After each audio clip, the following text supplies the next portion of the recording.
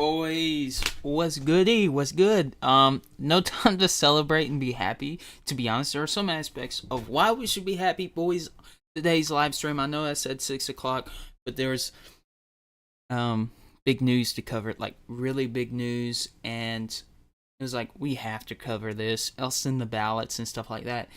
Recession, boys, is coming in hot, most likely. The stocks are falling.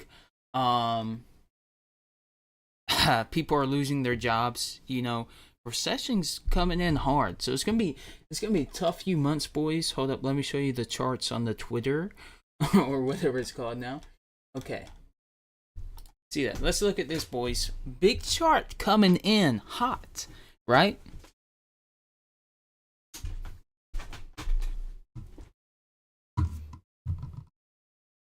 Now that's a lot of dips, right? Okay, see, 2024, you see that big dip right here. Let me move it, right? This is the early 90s.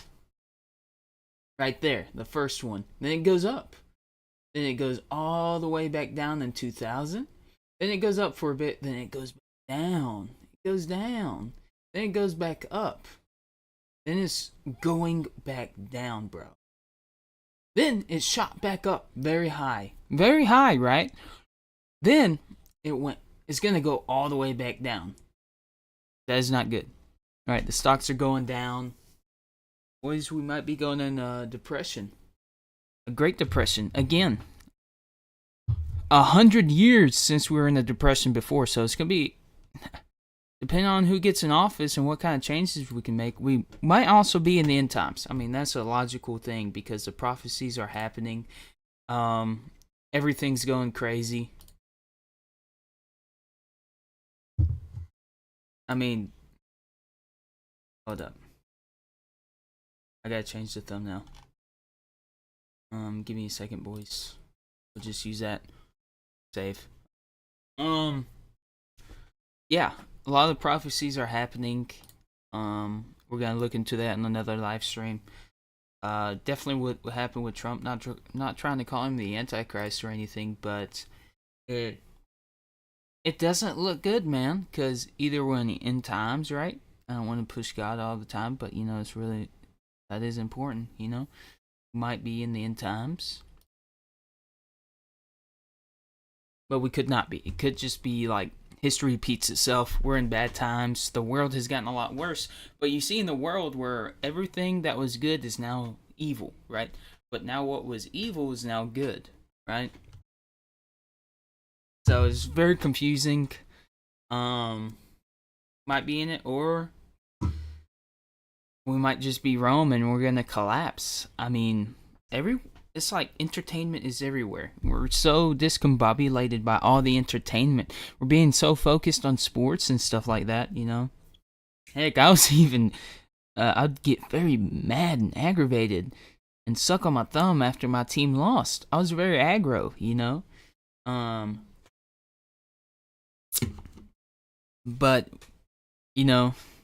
we're probably going to go into a recession, boys. We got to be prepared. We got to be honest. Because if the stocks are really saying what it's doing, then we're going to be in trouble.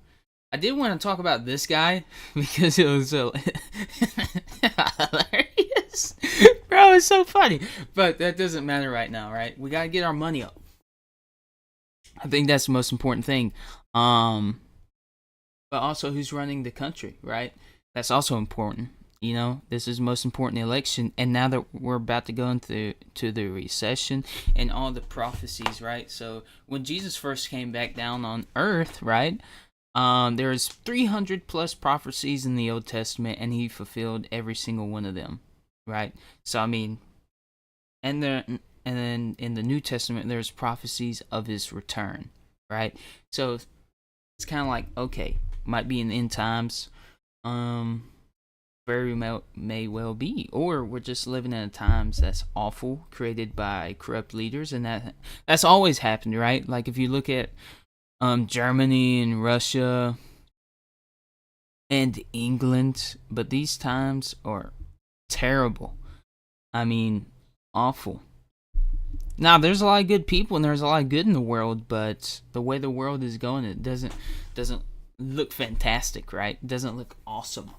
But there are plenty of good things in the world. The sun's out, you know, guns out, dude. You could hang out with people. You can push down a crippled person down the stairs. Not that nice, but that is something people can do if they choose to do it. I don't think people should do that. Like, see a crippled person, laugh at them. That's not cool. Not really cool. But, dude, you see that dip? That is not good, right? That flat line. That flat line, bro. Now, in the end times, there's said there'd be like plagues, war, talks about wars. And we talk about war on a daily basis. Talk about a lot of things on a daily basis. Definitely doesn't look that fantastic right now, man. Appreciate you liking the live stream. We're not just gonna talk about the recession, but man, it's really important. We gotta be prepared, bro, because it's gonna get worse before it gets better. It's not gonna be all sunshine and rainbows, man. It's gonna be heck. It's gonna be awful. Excuse the French. It's gonna be hell. You know. It's not gonna be a fun road for a bit. But we got some other things to cover in today's live stream. The ballots, RFK getting on all the ballots. I want to take a quick pit stop real quick. The recession's important. It's not good. It's awful, boys. I want to talk about this guy. Quick commercial break, I guess. But this guy, bro, he looks like a dang mercenary, bro. Look at those eyes. He got the eyes of a killer, bro. He got the eyes of a killer.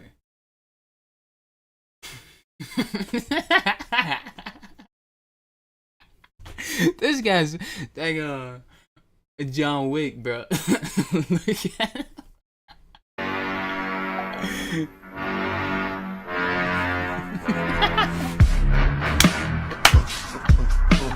That's the first time I see him smile, bro. He's a gangster. He's a G, man.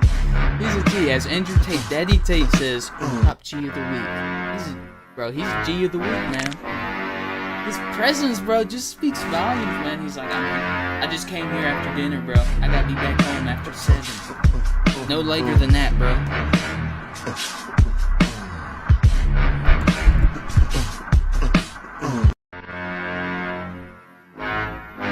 I even got the Godzilla.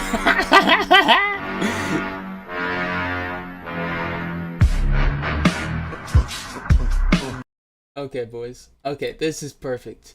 Agent, we need you for one last mission. I'm retired. You have to do it for your country. Fine. Good. Remember, keep a low profile. So, the Olympics, bro. He stole them, bro. I mean, look at that look. That's the eye of a killer. They said, you need special glasses? Nah, I'm a man, bro. I'm a man. I'm not walking on the other side of the road, bro. I'm a man. I take things, bro. You want to take them? You want to take my love? My appreciation? Okay, but... Okay, bro, here's the full thing. We gotta watch it. Start.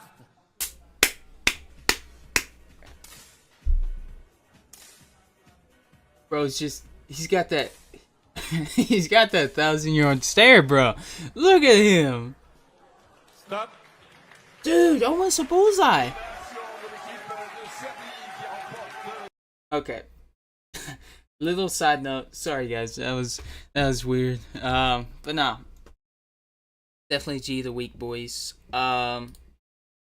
Whatever we want to call him. Big boy is here. But guys, although we are facing a recession, we gotta be cautious and careful, right?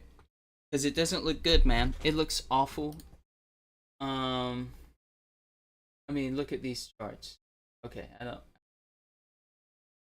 Them charts say, but Oh my goodness, this isn't good, bro. Look at this. It's taking a huge dip. It's all the way down here. Now I don't know the most about charts, but when they go down, it doesn't look good, right? It looks awful. So all I can say is, man, we need to be prepared, and ready for what's to come, right? A lot of people are backing Trump. A lot of people are backing RFK, and some people are backing Harris. Don't want to judge, but I cannot comprehend that part about it. No offense, right? Not trying to be rude, but and it's weird, right? So a lot of prophecies might be coming true, right? Weird times we live in. But if I had to vote, I'm probably voting for RFK. Now, before we look at the polls and do a reaction to RFK talking about how he's going to be on all ballots, all 50 states, bro. I didn't think it was going to be possible, honestly. He's the underdog of the election. He's the guy that can win this thing, and I believe that he can. And I think we don't, like a lot of you guys, you have proved me that a lot of you guys don't trust social media and trust the media itself, like the news and stuff like that. Really respectable.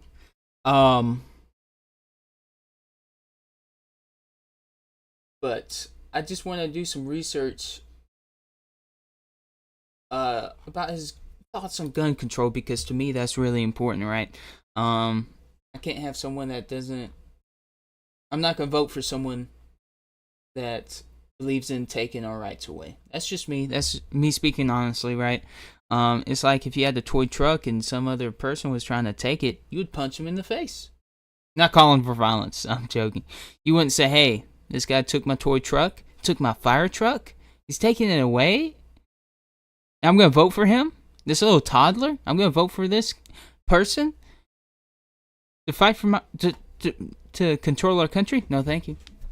I'll pass on that." But the person also believes in everything else I believe in, but wants to take that one right away. I can't vote for that. Okay, Shanahan's comments follow gun control event. President Joe Biden spoke on Tuesday. The president's speech in Atlanta. Okay, what does this person say? Okay, let's go. Okay, that says nothing. A dumb article.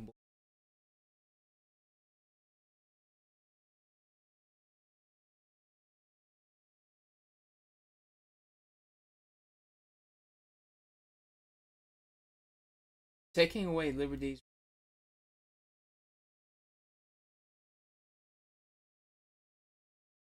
Okay.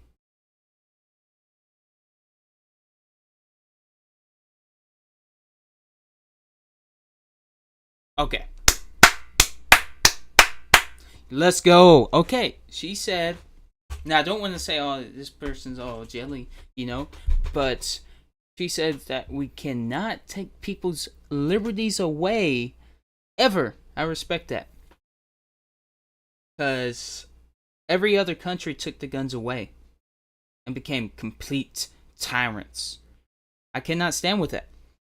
Because if they take the guns away, they're going to come after this free speech like they're already doing. And that's where our Bill of Rights comes from. The Bill of Rights give us rights to hold a gun, look at it, stare at it, and touch it really nicely, and free speech, able to speak our minds and stand up for what we believe in. Not like saying, hey, you should go take that guy out, not in the dates, you know what I mean? In a video game. But I like that, man. That's good. Now,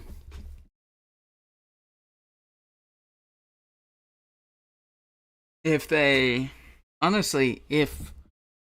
said, yeah, we're gonna, I don't think no politician's gonna outright say we're gonna take the guns away, because no one in America would vote for that person, right? No one's gonna say, hey, if they say they take the guns away, I'm gonna vote for them. No, they would say, oh, we're just gonna put some laws in place so no bad things happen, right? I think that's what they would say. They wouldn't outright say, hey, we're doing this, because Americans would not do that. They say it secretly. The kind of way they talk, be like, eh. They put a thumb up their ass and say, we're not gonna do it, you know. I promise. You know.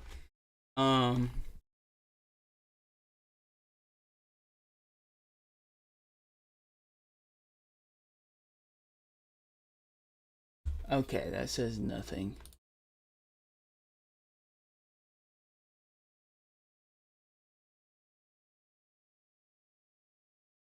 Okay.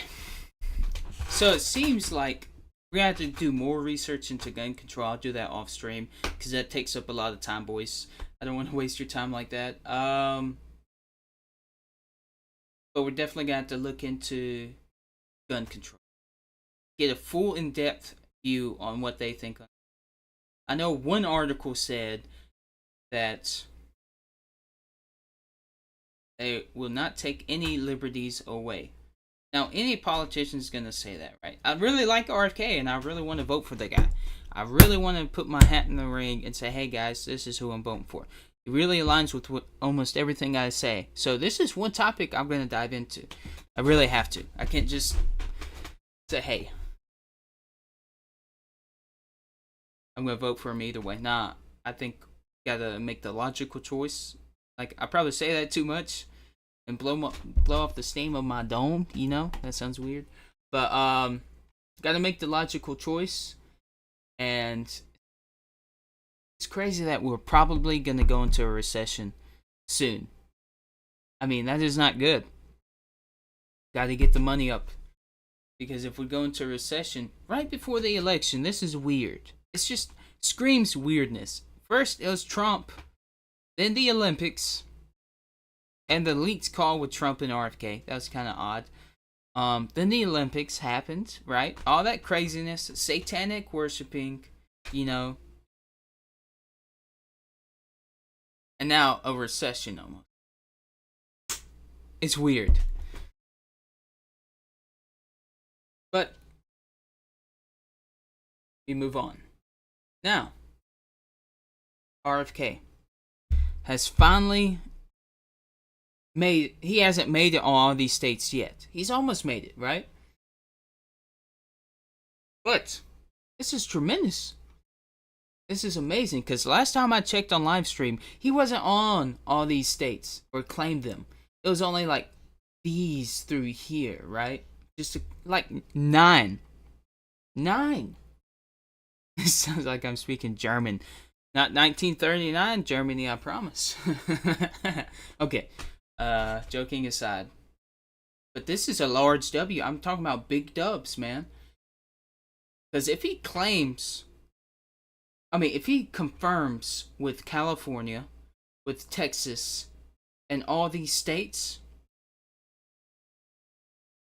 he can win. He's going to be on all 50 states within a month. Within a month, he will be on all 50 states. Now, can he win? I believe he can. I know he can win. But the social media, the media telling us, oh no, he can't win. He's an independent. The parties are too strong. But the parties, don't they actually get bought out by these companies? And force us to hate each other and say, oh, you're a Democrat. You're like Sneeko. Then the Republicans are looked at as guys who kiss their cousins and dumb. You know? That's why I think RFK is the man to win. RFK is the guy I'm voting for, most likely. Gotta get more thoughts on who he's... Oh, if I can speak English. See what he truly believes on gun control, right? That's one of the last topics or like issues I have like, you know, fuzzy feeling in my stomach about, right? That I want to know more about what he truly thinks about gun control, and if he, you know, it stands against it, which his track record shows because he fought against these big companies, these big corporations, and helped the American people. But we really got to dive into that. But his track record proves that he stands with the American people. His lineage shows that he fights for the people. He fights for their rights, our rights as Americans, what America stands for, right? Now, Trump, he does a little bit of that, right? But it's kind of iffy. And he's a Republican. I don't stand with neither Republicans or Democrats. Some of you guys may say the same thing, and that's cool. If not, respect it. But I'm just tired of this two-party system that wants us to hate each other and takes money and goes to war for money reasons. The military-industrial complex, the businesses buying out politicians and stabbing its American people in the back. Too many back shots here. Okay. But RFK has a chance to win. Now, I want to hear what he says. Okay, don't need to go to analyze. But what he says about the ballots. Can he win this thing? I know he can. For all the service people in the hotel, Okay, we can skip. of a threat is misinformation to democracy. Instead of blaming the politicians, is this a problem that we should worry about, or should we just move on and we're in a new media age and it's how it works? Yeah, I mean, I actually don't think misinformation is information that is wrong versus disinformation, which usually refers to information that is deliberately misleading and, generally speaking, is orchestrated by powerful aggregations of power, wealth. Those are weird usually sounds. Traditionally intelligence agencies. But misinformation on its own is no threat to democracy. Well, Lily let me turn it Brandeis, up. who is There we go. one of the most famous judicial minds in American history, said, and a Supreme Court justice said that the remedy for bad information is more information. If you live in a democracy, the primary foundation stone of a democratic system traditionally has been the free flow of information. And there's an understanding that the policies that are adopted in a democracy will have been debated in the Commons and then annealed in the furnace of fierce conversation and debate, and that the best ideas will rise in the marketplace of ideas, and they will become policies in a democracy. And that is the advantage that democracies in the minds of the framers had over totalitarian systems, because totalitarian systems are much more efficient than democracies. You don't have all the debate, you don't have the messy conversations and the compromises. You can, one guy makes the order and it gets done at every level.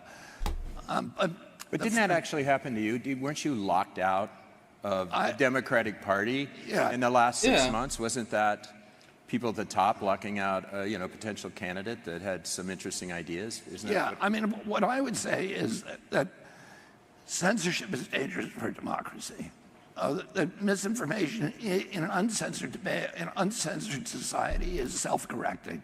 Because enough people will come in and point it out. Do you feel like they did that in your case? I've been systematically censored, and I'm not. Yeah, that's the craziest thing, man. Because both sides of the angle, both sides of the political parties censor this guy. They say he's a loony. They say he doesn't. He's a conspiracy theorist, right? Now, most of the time, when both sides dislike a guy, the guy in the middle is probably right. Just saying, right? Yeah, let's continue. Just saying that to complain. I'm not complaining about it. I did, I've won a lawsuit. I'm in the Court of Appeals in a lawsuit called Biden versus Kennedy. Judge Doty, the federal judge in that, has written a 155-page decision detailing the meticulous. This was government orchestrated censorship, which is illegal. Yeah. Without Edward Snowden, we didn't learn our lesson when he pretty much outed them for spying on everyone, right? I might watch that movie after this. Wonderful movie. Side note. But we're probably going to skip ahead in this. and get to the meat and potatoes of this whole thing. Sometimes it's hard to listen to RFK. Not that he's a rude guy, but his voice, I don't mind if he's president, but sometimes his voice is hard to listen to. Not gonna lie about it. Not trying to be rude. The guy has a condition. But boys, I'll be back in a second. I'm gonna go get a coffee. I'm not gonna let this play while we're doing that. I'll just be back in a second. Take like a minute. Sorry, boys. I should have came with coffee.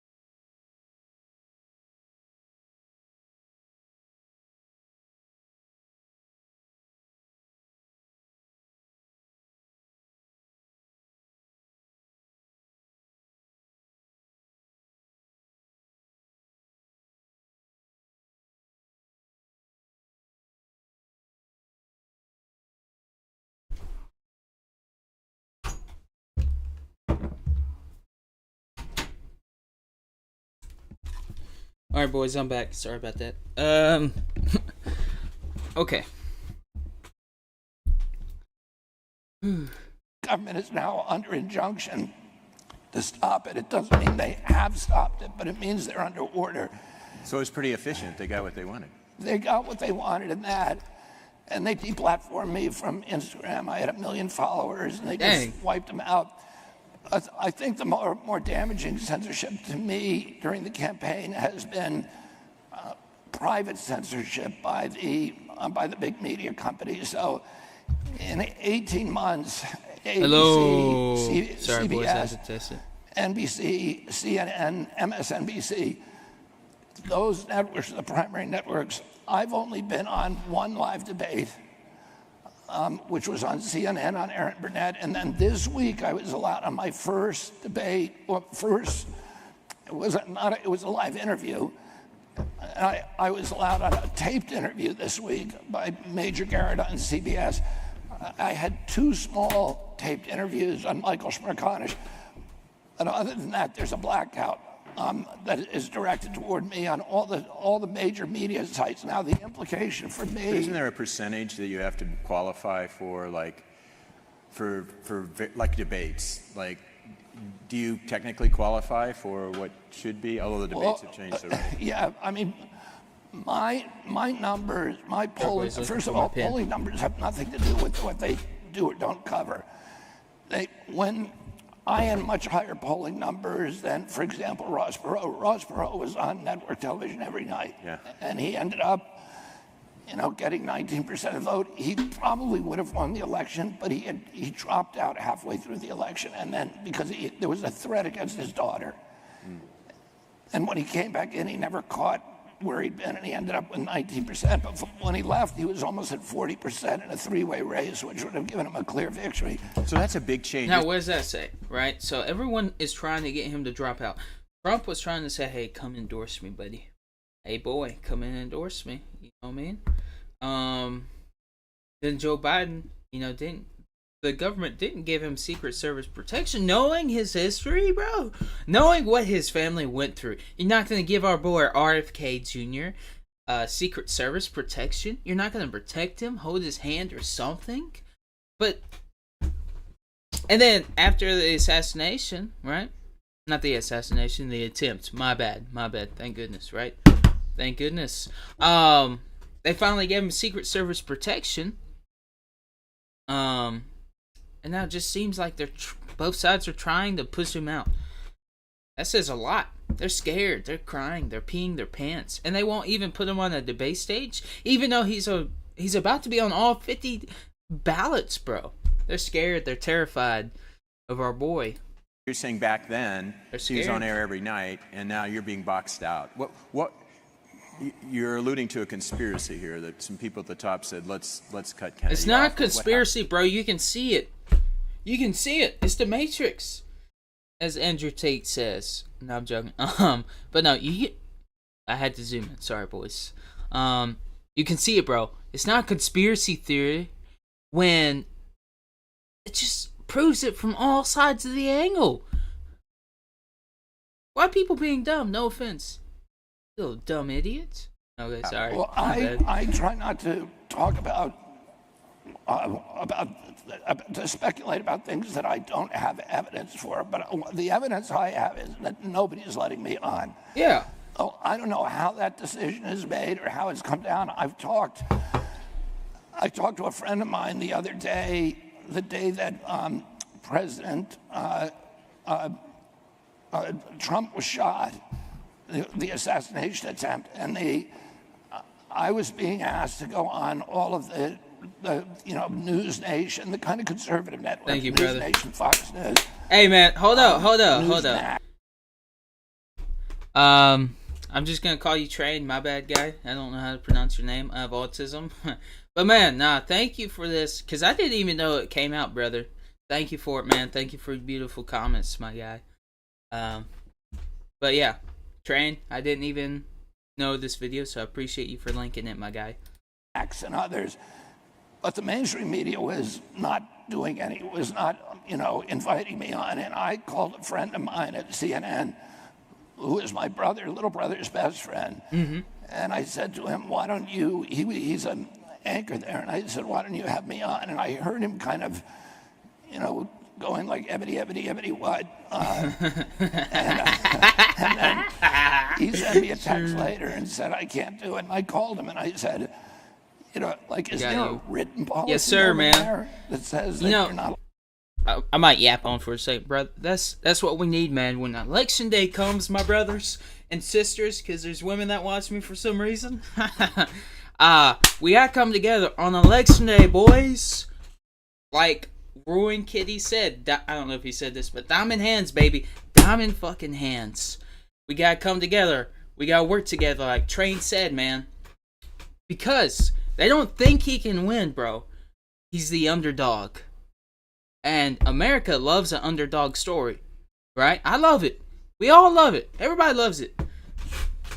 But this guy, Rfk Jr., thank you, Train. You're 100% right. We have to work together. Because if we don't work together on this, and if you truly believe he can win, we gotta come together, work together, and vote this guy in. Because he can win. Let's go, dude. Oh yeah, boys, we're gonna do a stock live stream, and I'm gonna, study it. I'm gonna invest in GameStop a little bit because it's gonna keep on going up, bro. It's gonna keep on going up. But that's a little side note. But, bro, he's the guy, dude. RFK. I think he's better than Trump. In my opinion, he is better than Trump because he doesn't play this two-party system, bro. He's not in the two parties. The Democrats kicked him out. Them little blue-haired bitches. No, I'm joking. Sorry. And then the cousin kissers, I'm going to be nice about it. The Republicans don't like him either. They say he's a liberal. RFK. He stands for what I believe in, bro. He stands for it, dude. 10 toes down. And that's why I like the guy. That's why he's got my vote, bro. I mean... Oh yeah, guys, it's gonna be uploaded as a video. Got you to do the YouTube thing. Leave your comments of why you support him, or how do you think he can win? Support. Let me try that again. A lot of autism. Just drunk a coffee. But guys, leave a comment of why you think he can win and why you support him. Or if you don't, let me know why. So we can all brainstorm, come together, and work together. Like Train said, dude. W Train.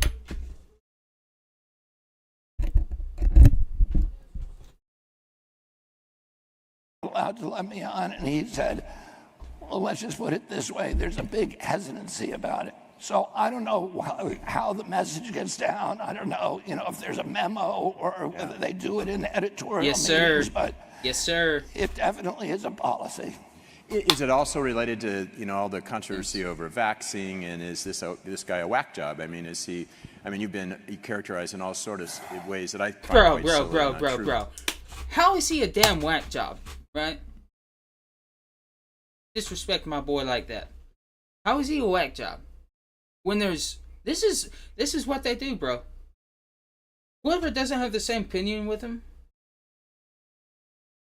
they would call him crazy, mentally unstable, right? Some people done that to me. No, I'm joking. But they call these people who bring facts and say, hey, this is bad. This is terrible. And they call him a whack job because these people are stuck in their ways and they want to make a lot more money. Because the truth doesn't make you money. The truth does not make you a millionaire most of the time. Almost every time, it does not make you rich. Telling people and lying to people and telling them what they want to hear is going to make you rich. Plain and simple. But telling the truth, okay, I'm going to go to the Bible route real quick. The disciples, they didn't become millionaires for telling the truth. They got slaughtered. They got murdered. Except John, I think. Telling the truth, like RFK is doing, it's not going to make you rich. It's going to make you an outsider. And the outsider is the one that changes things, man. But is that why you think? Well, I think... You have to be on the right side of science. That's a chicken-egg question. If they decide to brand me a whack job because they didn't want me on talking about it, or do they actually believe that? Yeah. And, I've said... for 20 years, thousands upon thousands of times, I'm not anti-vaccine. But that pejorative is applied. Okay, this is a great interview. He brings up a lot of the misinformation that is being told by the mainstream media and allowing him to tell the truth in his own words, what he believes and would do. Yeah, and I love that, man. Good point, man. We're gonna finish it. We're probably gonna watch the whole thing because it's pretty good. Not gonna lie. Yeah, it's crazy what the mainstream media does just to protect their own.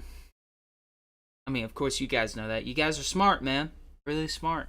Not trying to glaze you up or anything, but you guys are some smart fellas. And ladies don't want to misgender. But 100% right, man. Yeah, that's why I love RFK, man. He says, don't vote for me because I'm a Democrat. Vote for me because of what I believe in. That's some true shit. Excuse the French, sorry. But that's why I'm going to vote for the fella. Because he says, don't vote for me because I'm a Democrat. Because that whole system's rigged. It's BS. Loaded baloney. As a way to silence me, to say, oh, he hates all vaccines, therefore he must be crazy, and therefore he's dangerous, and we shouldn't let him have a platform. Even if I was anti-vaccine, they should still let me on and have somebody debate me, somebody who's much smarter than me, and who can, tell people why that's not a proper belief. I don't want to waste a lot of time on that, but because we got a lot of stuff we got to talk about here. But why don't you use this forum right now to say, here's my position, because you've been obviously an environmentalist. You've been an advocate for children's rights and children's health and things. What exactly is your vaccine position, without getting into all of the vaccines and COVID and everything? Summarize it. Yeah, my position is that if you want a vaccine, you ought to be able to get a vaccine. Yeah, you ought to know the safety profile and the risk profile of that vaccine and the efficacy of that vaccine. And And that's it. Okay, that's good. That's it. Yeah, you nailed it. You know, part of this is about, right now, there's so much disrespect of leaders, institutions, and certainly experts. And maybe that's okay. It seems like it's a little bit of a breakdown, because when people don't respect institutions, you know, the rule of law goes out with it. You know, like if the cops are beating up people in difficult neighborhoods, so what? They double park. They see what's going on. I mean, there's a correlation between a general breakdown in respect of institutions and experts. Can we fix that, or should we not worry about it? I think I can fix it. How would you do that? Because I'd make people don't trust institutions. Yeah. I would make the institutions trustworthy.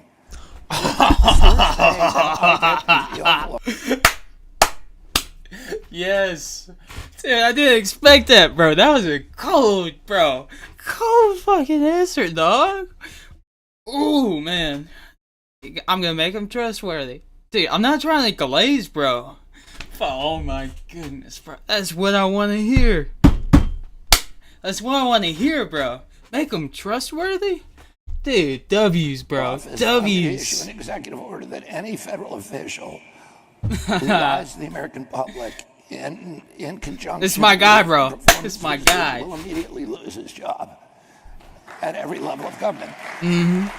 And then, We wouldn't have had any leaders the last few years. yeah, that's true. And the whole idea, you know, that they were telling us during COVID again and again and again, trust the experts, and shaming people who did their own research and saying, oh, that's a bad thing, like literally saying you shouldn't do your own research. Mm-hmm. Well, trusting the experts is not a feature of either democracy or science. It's the opposite. It's Yeah. Again, I didn't get that. It's not a feat. In democracy, you never trust the experts. My father told me, people in authority lie. Yes.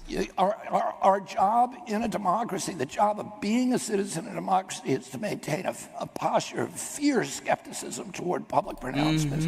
You shouldn't believe anything Right. that public tells you. Bro. That's our duty. And the role of the press. And the press now lies. You know, when I was a kid, the press was actually a check on government lying, but now they've become just bullhorns and sock puppets for the government they're supposed to be questioning. They were the ones who were telling us, you know, the whole time, you're a bad person if you do your own research. Just do what you're told. And by the way, and it's a feature of religion, trusting the expert. It's a feature of totalitarian systems, but not democracy or science. I've brought over 500 successful lawsuits. Well, And hold up. almost I all- think, hold up. I do like that, but I do, you know, I gotta bring up religion again. It's like when people have a bad view of, you know, Christianity, right? Because that's what I believe in. Don't want to force that on you guys. But, right, I only want to trust God, right? Make him number one and all that stuff, right?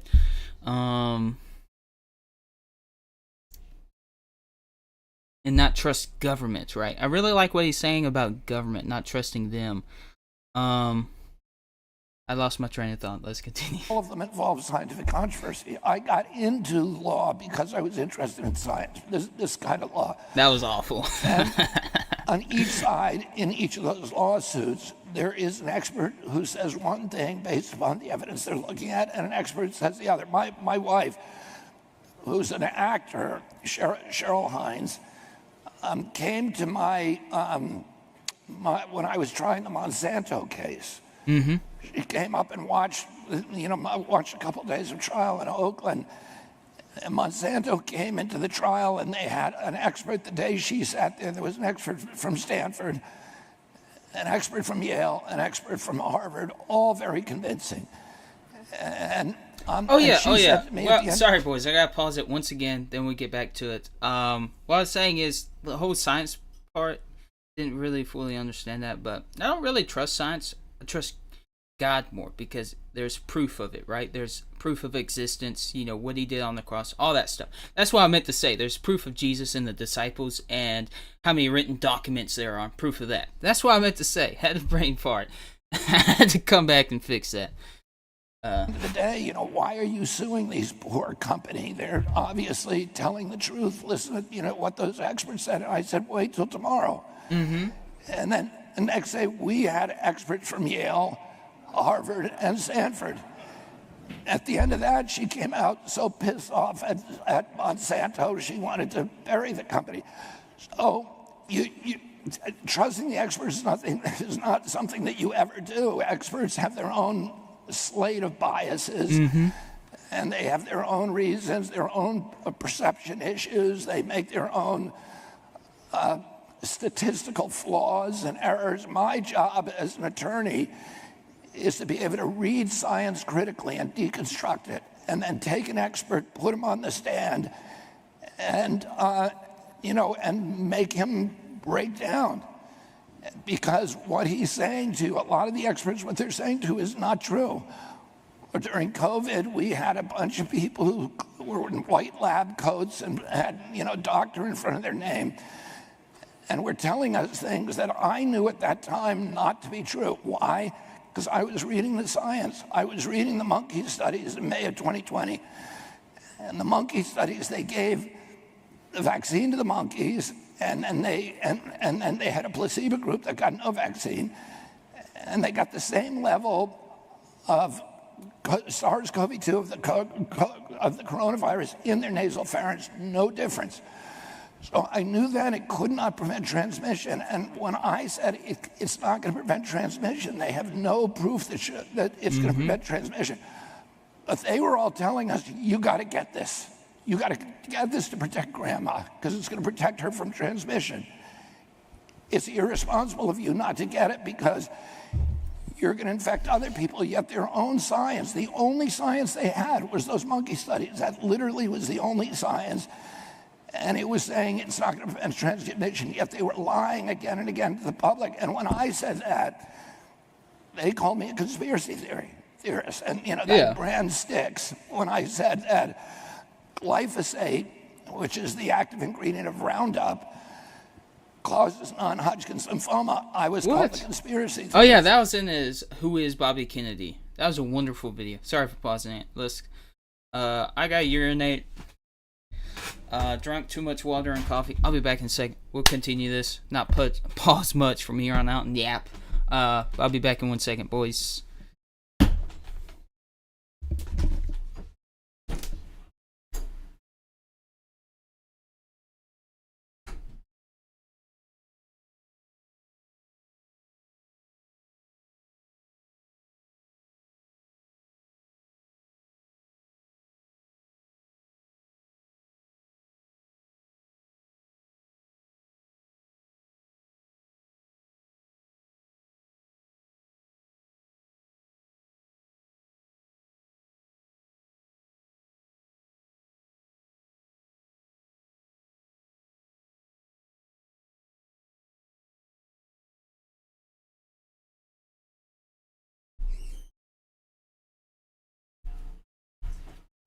Alright, boys, I'm back. Sorry about that. Drank too much water, man. Too much H2O, baby. Alright, let's continue. I try cases in front of juries, and I'm careful about what I say and how I use science, and I'm very meticulous about it. Another thing you get is, you're a little bit of a policy wonk. It reminds me a little of Dukakis. Like, these issues, you break them down. I don't want to say you go down rat holes, but that's not really who you are, though. You're not you think about this stuff, but, this day and age, people... I would say I am. I'm not, I wouldn't compare myself to Dukakis. He was a good candidate. He was a good guy. But... yes, sir. I want to understand Appreciate it, my guy. how things work. And I want to understand, ultimately, I think all of our function here in the universe is to pursue existential truths, to really understand what the objective truth is. And for me, that requires me to go granular on every issue. So any issue that I go on, whether it's Israel and Gaza or Ukraine or any of the issues, economic issues, I really, I read voraciously, I question people. I try to understand both sides of I talk to people always on both sides and try to figure out what actually is true. So you don't wake up in the morning preparing your sound bites. Like, No. we're now reacting to sound bites and what's hot and and there doesn't seem to be any depth, and you seem to offer that. Let's move. You just mentioned, I guess, Ukraine or the Middle East. By the way, let me just say one thing. When my Aunt Jackie Kennedy, when she met my uncle for the first time, he was a senator in 1956, and she was interviewing him for a newspaper, and she asked him a question, and she said, "What is your greatest quality?" And she thought he was going to say courage because, he was a war hero during World War II. He's the only president who earned the Purple Heart. Dang. He wrote a book on courage called Profiles of Courage, for which he won the Pulitzer Prize. And it was about all these different U.S. politicians who had put their careers behind love for our country. And so she thought he'd say courage. But that's not what he said. He said curiosity. Curiosity. And, to me, that more and more, the longer I live, to me, that seems like one of the greatest, most important things I agree with people you on can that. have. Yeah. You mentioned the war, though, and Curiosity. I like that. we spent $2 trillion. Like this thing. Okay, I hate to pause it, but I forgot the name of the show. Ted Lasso. Ted Lasso. One of my favorite sports shows of all time. It's just beautiful. Watch that, guys, if you want to. It's a guy with a cool mustache like me. Look at this fuzzy thing on my lips, dude. It's beautiful. But he said, "Be curious, not judgmental." Something great to live by, honestly. I mean, I need to live by that more. But being curious leads to a place of learning.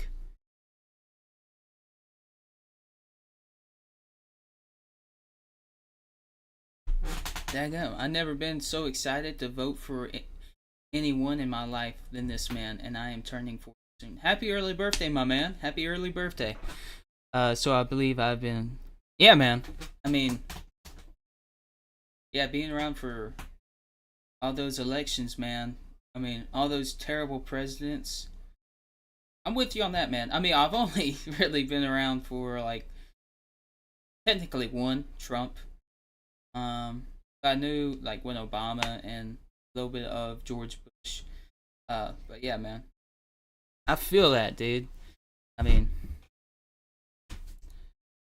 I can see that. This guy just seems like the guy that can change things, I don't have all the experience that you have, which is a lot of experience, right? I'm only 24. But yeah, man, I can see that, bro. Because RFK just seems like the guy that can win. He can win, and he will.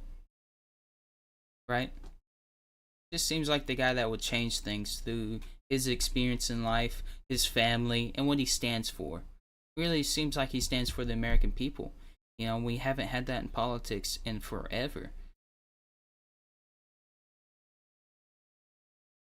Frankly, excited has never been born in this case. Yes, sir. I feel that, man. That's true.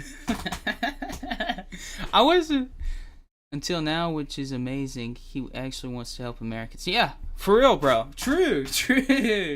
I mean, dude, his whole career, he's been helping Americans, bro. And now it just seems like he will, dude. $1 billion, I think. I'm rounding out numbers here, on 2 failed wars. We're now up to 300 or 400 billion in Ukraine, In Iraq and Afghanistan. I think it's $2 trillion. It's 3.6 trillion. See, it's thank you. Correct the press. We need to be corrected. So 3.6. Okay, we're what? Several $100 billion into Ukraine. If not more. We're several $100 billion into the Middle East. We probably spent a ton of money we're not aware of already in what could be an unfolding conflict in Asia. Let me zoom out. Can this country afford that anymore? Another trillion or 3.6 collective trillion and 2. Can we afford that? And isn't it time to at least change it, shut it down, do something so that we can have that great peace dividend like we had at the end of the Cold War in the 90s, and we had a roaring economy, we had all kinds of good things that happened during that decade? Yeah, we were promised a peace dividend in 1992 when the walls came down. And at that time, our military budget was about $6 billion, and we were told that it was going to be cut down to $2 billion, and that would be enough to protect the homeland, to protect the neutral areas, the sea lanes, neutral areas like the Arctic, and be able to fight two, not full-scale wars, but basically to fight incidents on two fronts. And but we never got it. It went up. But we balanced the budget as a function of the cutbacks, correct? We didn't really balance the budget. I mean, the thing that got us out of those early deficits was Silicon Valley, was the explosion of the tech industry. And that's really the only way to get out of deficits, is to develop new industries or to shift the money away from the military toward things that are going to grow your GDP. You cannot cut your way out of it at $35 trillion. We turned $35 trillion yesterday. You can't ever cut your way out of it. You have to cut the things that are not growing GDP, and you have to apply them to grow to GDP. But let me say this, which is a side issue. We cannot fight a war anymore. We spent all this money in Iraq, as you point out, $3.6 trillion. And what did we get for it? Iraq is now worse off than we found it. We killed more Iraqis than Saddam Hussein.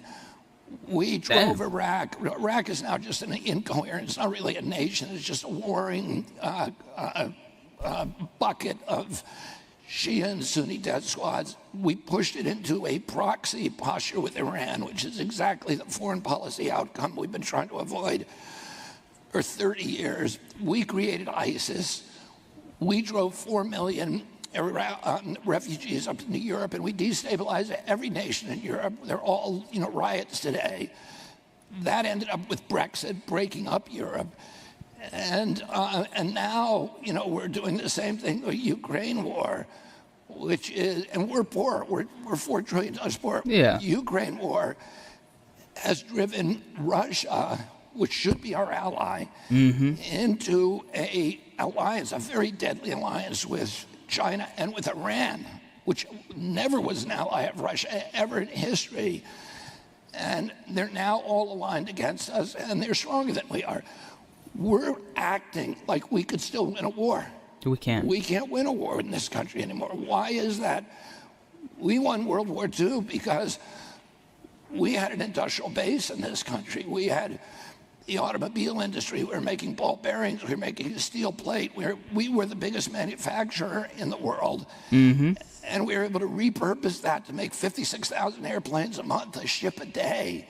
This extraordinary arsenal of democracy. Well, what happens if we have to do that today? We can't do it. We don't have any industrial base. We've exported our entire industrial base to China. We've stopped teaching the trades in school. That's how irrelevant industry is to our country. You have a generation of students now, under 20s, millennials and Gen X, who don't know how to hammer a nail. They don't know how to use a jigsaw. They don't know how to put in rivets or anything that you need to do to have the population to make an industrial base. And we have no infrastructure. The Chinese do, because we exported it there. The next war is going to be a drone war. What was your favorite part about this video, Alfred? What do you like most about this, man? Because I definitely like the part of, people not trusting.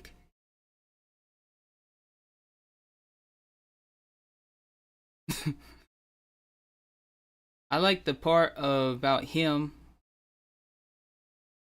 talking about how people don't trust the government.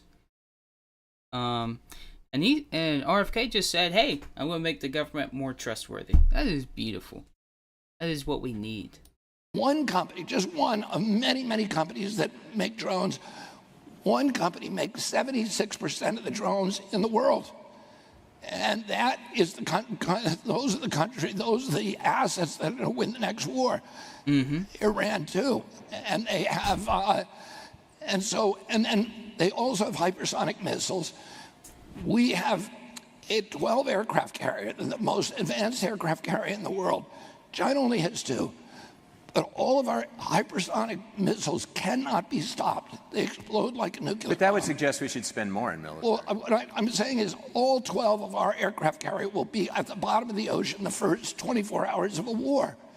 Yeah. So we can't yet, and that's what the Trump people are now saying, because this Pentagon report came out yesterday. It says America can no longer fight a war. President Trump is saying, well, we need to increase our military. That's the opposite of what we need to do. What we need to do is cut the military in half. The military we have now is not about national defense. We went from $6 billion, and we were told it was going to go to $2 billion. It's now $1.3 trillion. Whoa. If you throw in the nuke program and the national security and the exports to Ukraine, the straight Pentagon budget is $900 billion. We need to cut that in half, and that's what I'll do. You can protect our country. That is adequate. That is more. And we were spending in 2024 dollars at the height of the Cold War. Why do we need more money now in the military than at the height of the Cold War? Because we're not spending it on national defense. We're spending it on global domination. We have 800 bases abroad.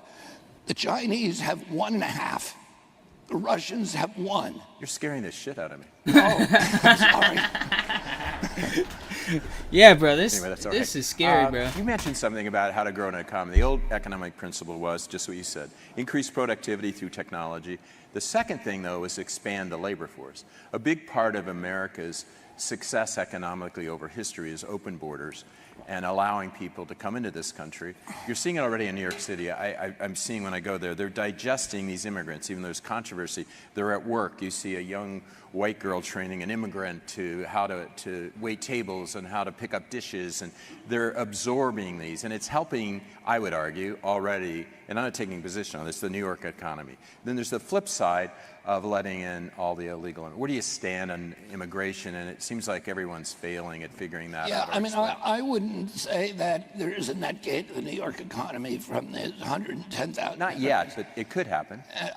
Well, yeah, it could happen. But here's what I think. I think we cannot let the Sinaloa drug cartel run our immigration policy. Mm-hmm. We need to close the southern border and close it and secure it so that people are not coming across. And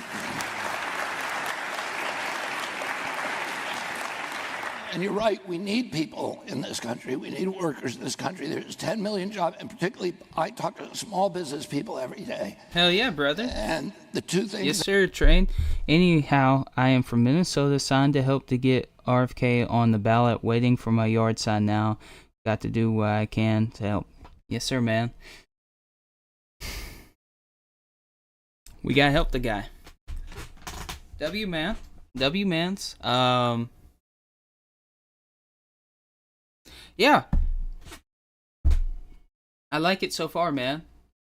And for some reason, when America says that we need a closed border, but people can still come in, I don't see a problem with that. I like the way he's saying it so far. But there are drug cartels in Mexico. There are gangs anywhere, but it is weird that people think it's bad to close down our border. I think we should fix it, because anybody can come over. There should be a system where it's like, okay, if you have everything that you need to come into a country to have a great life, come on in. You're American now, right? I like that part. But if it's like terrible people coming over, not everyone that comes from Mexico is terrible. Let me make that clear. But you gotta make sure that good people are coming in. Yeah, I'm sure he is, because it's RFK, dude. But yeah, let's continue. I yapped on. They talk about his taxes and no available labor. We need to get them labor, but we need to do that by widening the gates for legal immigration. Yes, sir. So wait a second. So you say close the border, Close it down legally. And then you just have a tight little funnel like we had out here for security to let people in some way. There we go, Trey. There we go, man. Millions of people who are trying to get in this country legally, they're waiting in line. Some have to wait 7 or 8 years. We need to hasten that so they can get it. What is that? The bureaucracy you're going to go in and somehow change? Yeah, we're going to make sure that there's personnel. We're going to change the rules to make a faster path to citizenship and make sure that every business in this country that need worker can get them right away. Oh, that's awesome. And even if we have to create a new class of visas, but those jobs, if we're going to keep our Social Security system solvent for a couple more years, we need people paying taxes. We need people working. We need small business to flourish. Yeah, I thought definitely small businesses and setting up where they can come in and work. I hope he covers the part where we create, I know he said this earlier, but bring back the jobs from other countries, because I think that's one of the big issues.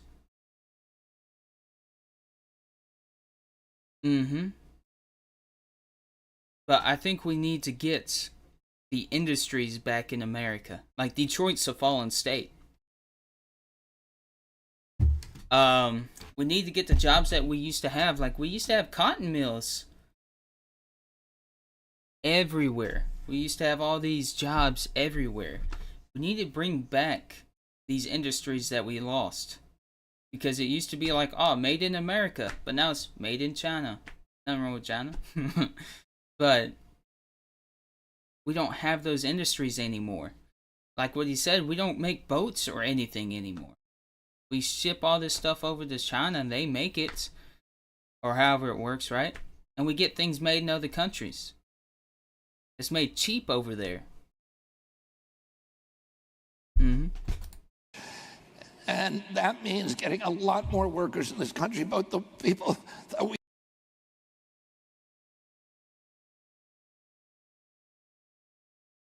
need to bring in are not people from, emptying the prisons in El Salvador and Cuba and, and China.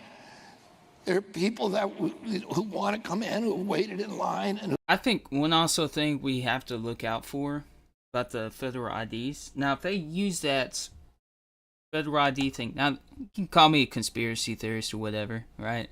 You can, you have that right too. Or call me a crazy man, But if they start saying that we have to use a federal ID to get food and stuff like that, or put a chip on our hands, there'd be a major problem with that, right? Call me crazy, but if they start saying, hey, you need something, and you say God is pretty cool, but not, can't buy food or anything, definitely something to look out for. $50 billion from the military budget will help us do a decent amount if there are programs. Yes, I agree with that, man, because if we keep on paying the governments, I think, if we take that money and use it to get the businesses back that we lost through the trade in the 90s with Bill Clinton, and bring those jobs back because of the United States, Mexico, and Canada deal back in the 90s, took the jobs away and sent them to Mexico, right? Those hurt us, right? That deal was like a deal in the 90s, but it didn't take full effect until like the 2000s. Well, I don't think you need it, but you can't use Social Security, for instance. That is true. That is true.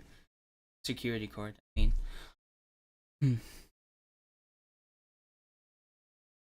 But I think one of the biggest things is we need to... I like Kennedy is he has a lot of ways to fix most of our problems. And I like that, right? I like it. Yeah, it could be a fake.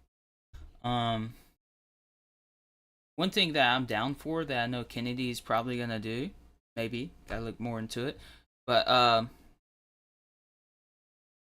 take the federal government out of a lot of our problems, right?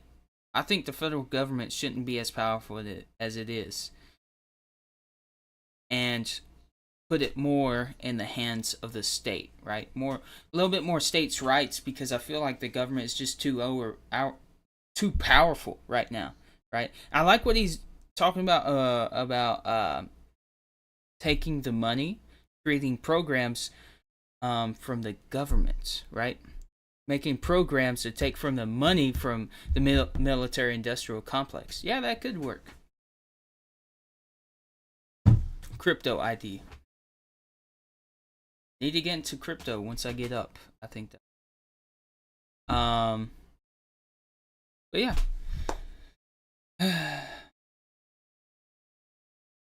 These times are just insane, bro. Because we have to choose. I'm probably gonna vote for RFK. I want to keep on investigating this fella.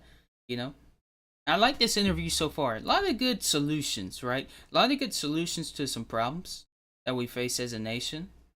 And he's. Hold up. Let's check out on how many he's confirmed real quick, and how many he's claimed, right? So he's claimed all these states, right? All these states he's claimed. We're gonna hear in the video in a second. But all these are claimed. Now, when he gets confirmed on all these states, he's gonna get on all the states within a month or in a couple of weeks.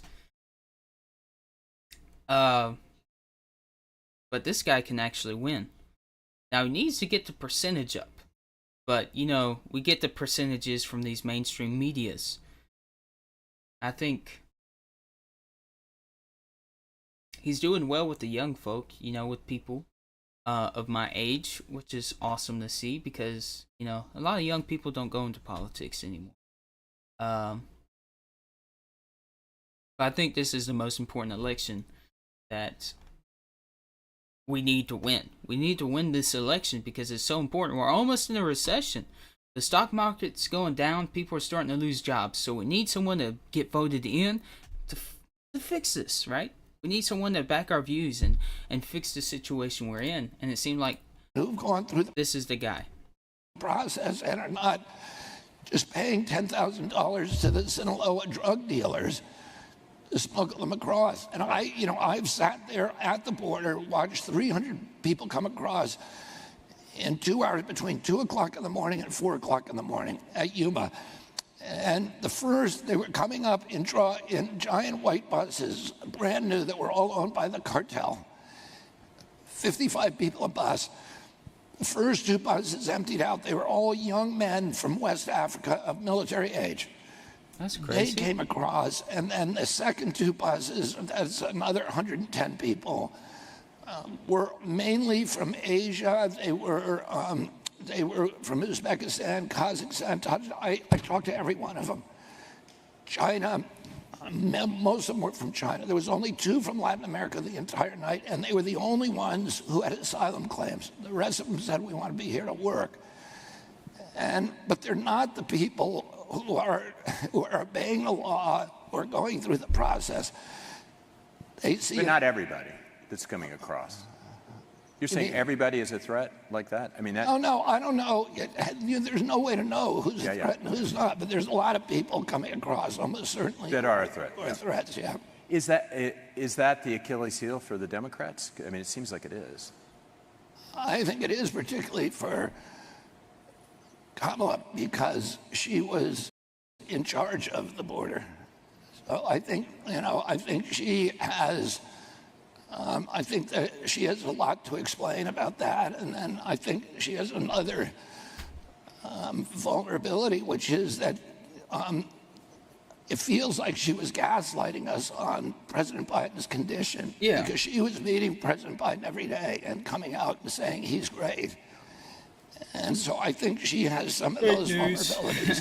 She has incredible momentum, though. I feel like their campaign to bring her in, they'd had been working on that for 6 months. Someone had just come up with all that. I feel like they had it, don't want to sound like a weirdo, but from the very start.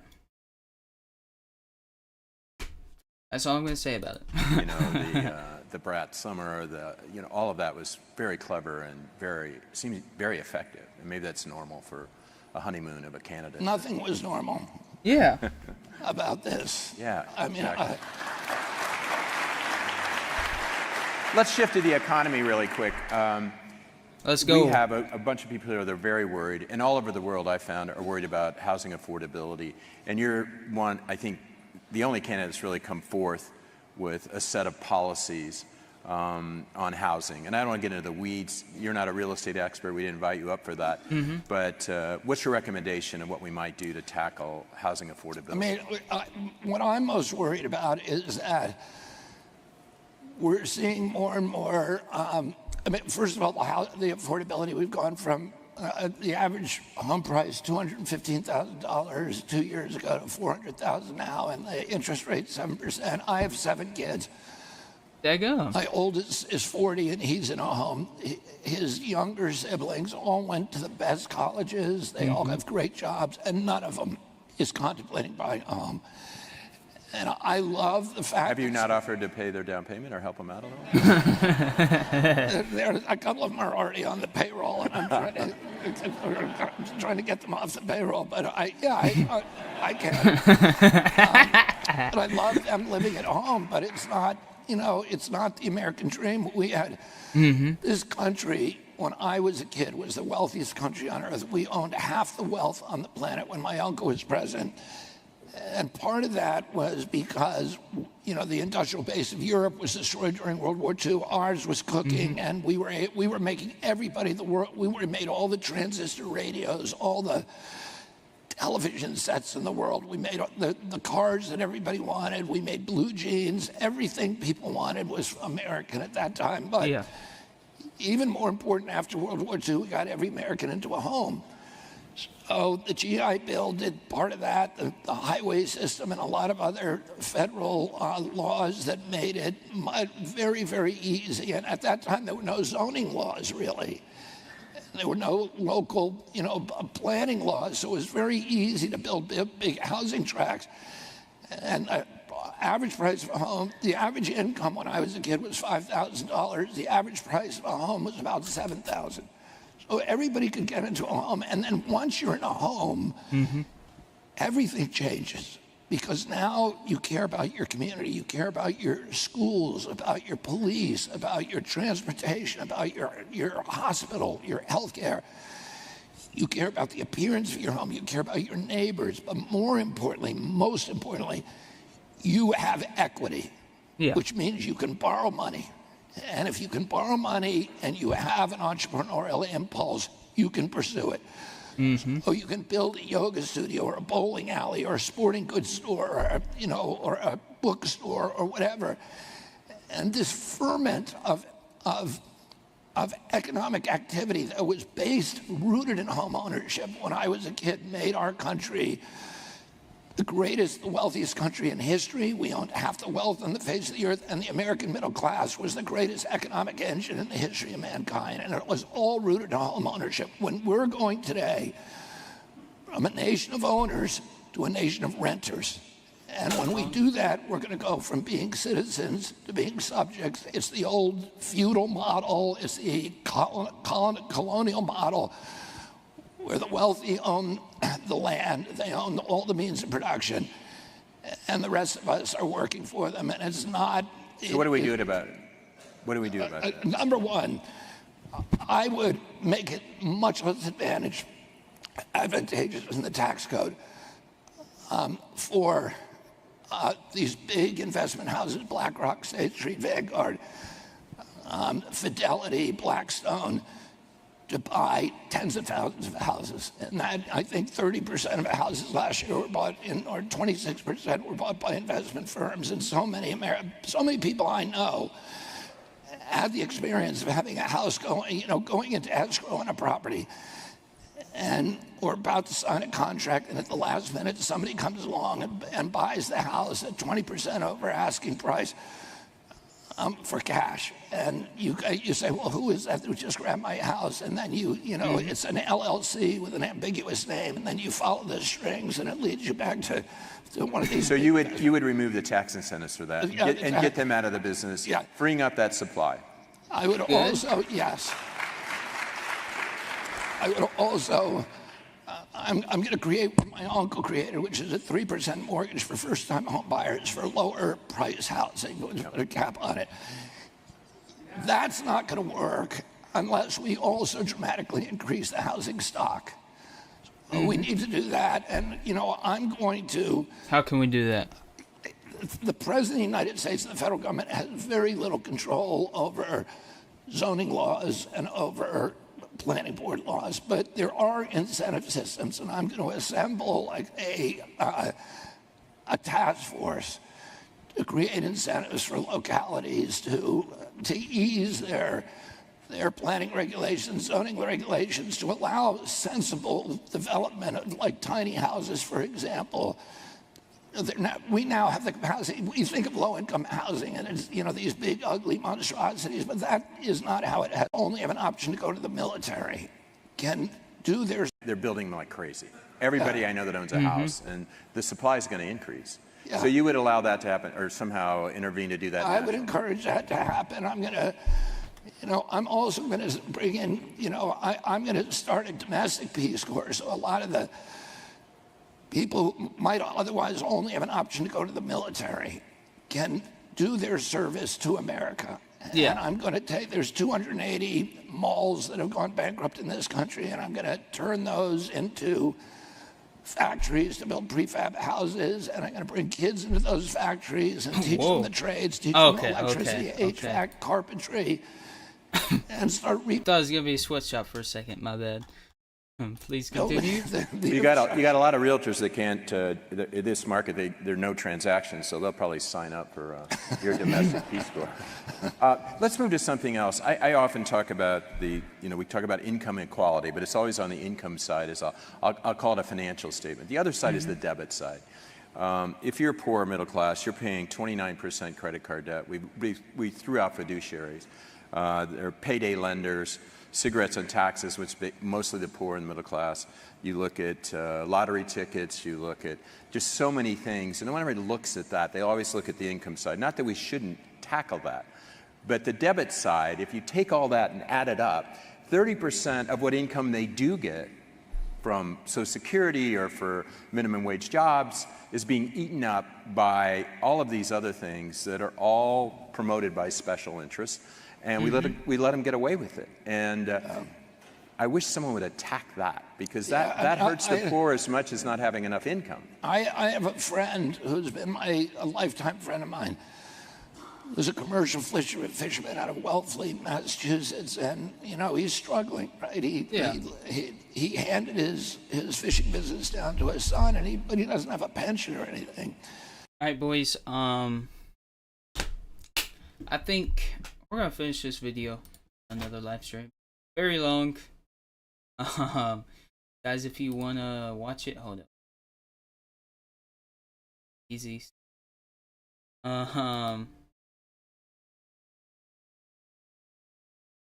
Here's the full video, or you could look up RFK. We'll finish this on another live stream. I'm gonna get something to eat, relax for a bit, then we'll probably get back on this, boys. But hope you enjoyed the live stream. Please like it. It'll probably be turned into a video or something. I want to wrap this up with a bow and some cherries on top, I guess. Recession probably incoming. Gotta be prepared for that. It's not gonna be fun. It's not gonna be easy, as you guys know. You guys are smart people. It's gonna be tough, but we're gonna get through it one way or another by the grace of God, by Jesus. God bless you guys. I'm probably voting for RFK, guys. RFK for the win. W's. Yeah, that's what I'm voting for, boys. Most likely. God, keep on investigating. Make sure I come up with a logical choice. And I'm leaning towards more RFK the more streams I do. But probably gonna vote for that fella. Guys, be careful out there. God bless you. Probably another live stream in a bit, or a video or whatnot. Yeah. This will be up today.